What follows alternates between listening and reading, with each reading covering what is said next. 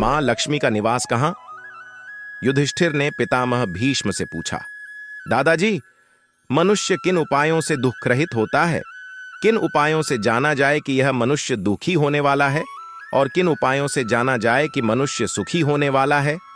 इसका भविष्य उज्जवल होने वाला है, यह कैसे पता चलेगा? और यह भविष्य में पतन की खाई में गिरेगा, यह कैसे पता चलेगा? इस विषय में एक प्राचीन कथा सुनाते हुए भीष्म जी ने कहा, एक बार इंद्र, वरुण आदि विचरण कर रहे थे। वे सूर्य की प्रथम किरण से पहले ही सरिता के तट पर पहुंचे तो देवर्षि नारद भी वहां विद्यमान थे। देवर्षि नारद ने सरिता में गोता मारा, स्नान किया और मौन पूर्वक झप करते करते सूर्य नारायण को अर्घ्य दिया। देवराज इंद्र ने भी ऐसा ही किया। इतने में सूर्य नारायण की कोमल किरणें उभरने लगीं और एक कमल पर देदीप्यमान प्रकाश छा गया। इंद्र और नारद जी ने उस प्रकाशपुंज की ओर गौर से देखा तो मां लक्ष्मी जी दोनों ने मां लक्ष्मी का अभिवादन किया। फिर पूछा, मां, समुद्र मंथन के बाद आपका प्राकट्य हुआ था।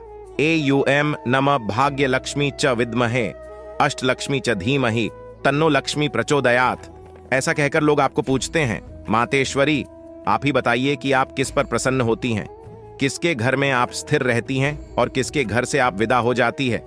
आपकी संपदा किसको विमोहित करके संसार में भटकाती है और किसको असली संपदा भगवान नारायण से मिलाती है? मां लक्ष्मी। देवर्षि नारद और देवेंद्र, तुम दोनों ने लोगों की भलाई के लिए, मानव समाज के हित के लिए प्रश्न किया है। अतः सुनो, पहले मैं दैत्यों के पास रहती थी क्योंकि वे पुरुषार्थी थे, सत्य बोलते थे, वचन के पक्के थे, अर्थात मुकरते नहीं थे, कर्तव्य पालन में दृढ़ थे, एक बार जो निश्चय कर लेते थे उसमें तत्परता से जुट जाते थे, अतिथि का सत्कार करते थे, निर्दोषों को सताते नहीं थे, सज्जनों का आदर करते थे और दुष्टों से लोहा लेते थे। जब से उनके सद्गुण दुर्गुणों में बदलने लगे तब से मैं तुम्हारे पास देवलोक में आने लगी। समझदार लोग उद्योग से मुझे पाते हैं, दान से मेरा विस्तार करते हैं, संयम से मुझे स्थिर बनाते हैं और सत्कर्म में मेरा उपयोग करके शाश्वत हरि को पाने का यत्न करते हैं। जहां सूर्योदय से पहले स्नान करने वाले, सत्य बोलने वाले, वचन में दृढ़ रहने वाले पुरुषार्थी, कर्तव्य पालन में दृढ़ता रखने वाले, अकारण किसी को दंड न देने वाले रहते हैं, जहां उद्योग, साहस, धैर्य और बुद्धि का विकास होता है और भगवत परायणता होती है, वहां मैं निवास करती हूं। देवर्षि, जो भगवान के नाम का जप करते हैं, स्मरण करते हैं और श्रेष्ठ आचार करते हैं, वहां मेरी रुचि बढ़ती है। पूर्व काल में चाहे कितना भी पापी रहा हो, अधम और पातकी रहा हो, परंतु जो भी अभी संतत और शास्त्रों के अनुसार पुरुषार्थ करता है, मैं उसके जीवन में भाग्य लक्ष्मी, सुखद लक्ष्मी, करुणा लक्ष्मी और औदार्य लक्ष्मी के रूप में आविराजती हूं। जो सुबह झाड़ू बुहारी करके घर को साफ सुथरा रखते हैं, इंद्रियों को संयम में रखते हैं, भगवान के प्रति श्रद्धा रखते हैं, किसी की निंदा न तो करते हैं न ही सुनते हैं, जरा जरा बात में क्रोध नहीं करते हैं, जिनका दयालु स्वभाव है और जो विचारवान हैं, उनके वहां मैं स्थिर होकर रहती हूं। जो मुझे स्थिर रखना चाहते हैं उन्हें रात्रि को घर में झाड़ू बुहारी नहीं करनी चाहिए। जो सरल हैं, सुदृढ़ भक्ति वाले हैं, परोपकार को नहीं भूलते हैं, मृदुभाषी हैं, विचार सहित विनम्रता का सद्गुण जहां है वहां मैं निवास करती हूं।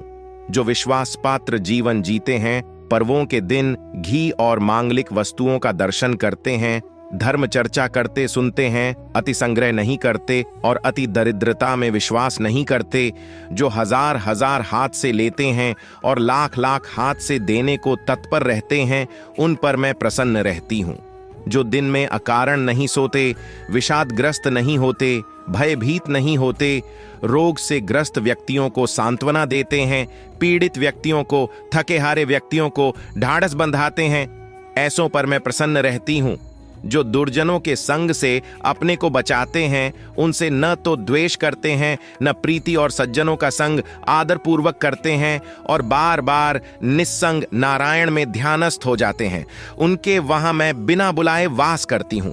जिनके पास विवेक है, जो उत्साह से भरे हैं, जो अहंकार से रहित हैं और आलस्य प्रमाद जहां फटकता तक नहीं, वहां मैं प्रयत्न पूर्वक रहती हूं। जो अप्रसन्नता के स्वभाव को दूर फेंकते हैं, दोष दृष्टि के स्वभाव से किनारा कर लेते हैं, अविवेक से किनारा कर लेते हैं, असंतोष से अपने को उबार लेते हैं, जो तुच्छ कामनाओं में नहीं गिरते। देवेंद्र, उन पर मैं प्रसन्न रहती हूं।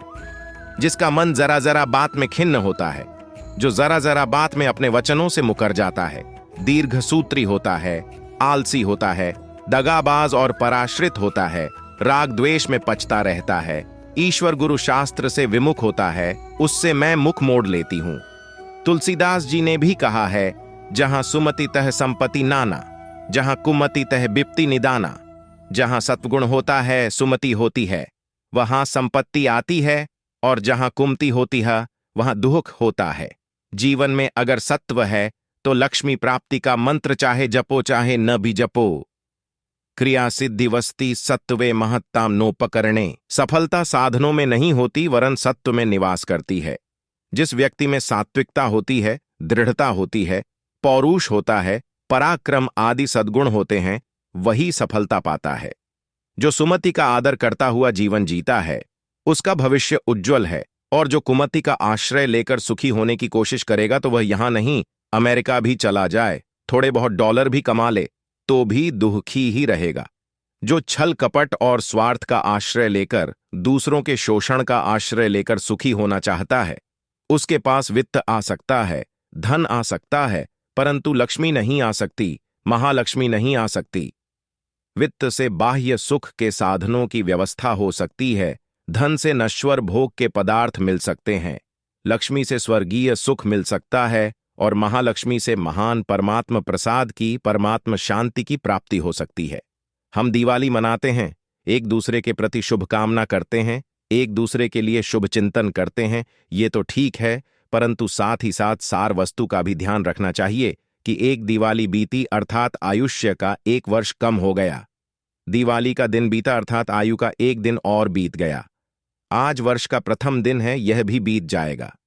इसी प्रकार आयुष्य बीता जा रहा है। चाहे फिर संपत्ति भोग कर आयुष्य नष्ट करो, चाहे कम संपत्ति में आयु नष्ट करो, चाहे गरीबी में करो, किसी भी कीमत पर आयु को बढ़ाया नहीं जा सकता। सात्विक बुद्धि वाला मनुष्य जानता है कि सब कुछ देकर भी आयु बढ़ाई नहीं जा सकती। मान लो किसी की उम्र 50 वर्ष है, 50 वर्ष खर्च करके जो कुछ मिला है वह सब वापस दे दें तो भी 50 दिन आयु बढ़ने वाली नहीं है। इतना कीमती समय है। समय अमृत है, समय मधु है, समय आत्मा की मधुरता पाने के लिए, भगवद रस पाने के लिए है। जो समय को इधर उधर बर्बाद कर देता है, समझो उसका भविष्य दुखदायी है। जो समय का तामसी उपयोग करता है उसका भविष्य पाशवी योनियों में अंधकार में जाएगा। जो समय का राजसी उपयोग करता है उसका भविष्य सुख सुविधाओं में बीतेगा।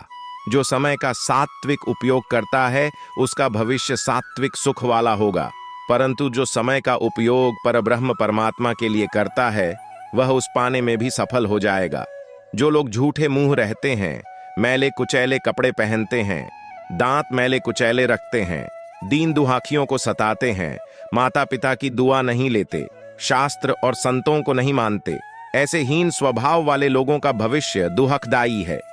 कलयुग में लोग दूध खुला रख देते हैं, घी को झूठे हाथ से छूते हैं, झूठा हाथ सिर को लगाते हैं, झूठे मुंह शुभ वस्तुओं का स्पर्श कर लेते हैं, उनके घर का धन धान्य और लक्ष्मी कम हो जाती है। जो जप ध्यान प्राणायाम आदि करते हैं, आय का कुछ हिस्सा दान करते हैं, शास्त्र के ऊंचे लक्ष्य को समझने के लिए महापुरुषों का सत्संग आदर सहित सुनते हैं, और सत्संग की कोई बात झंझ जाए तो पकड़कर उसके अनुसार अपने को ढालने में लगते हैं, समझो उनका भविष्य मोक्षदायक है।